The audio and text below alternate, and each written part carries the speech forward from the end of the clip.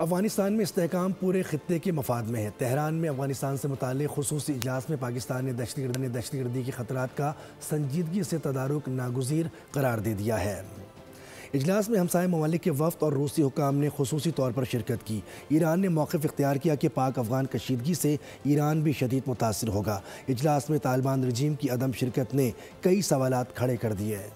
Tehran میں افغانستان سے متعلق خصوصی اجلاس، ہمسایہ ممالک اور روسی حکام کی خصوصی شرکت۔ افغانستان کے لیے پاکستان کے خصوصی نمائندے محمد صادق سمیت پاکستانی سفیروں نے ملک کی نمائندگی کی۔ ایران میں پاکستانی سفیر مدثر ٹیپو نے کہا کہ دہشت گردی سے متعلق تحفظات کا سنجیدہ حل ضروری ہے۔ پاکستان نے واضح کیا کہ وہ خطے میں امن و ترقی چاہتا ہے، تمام فریق مشترکہ ذمہ داری ادا کریں۔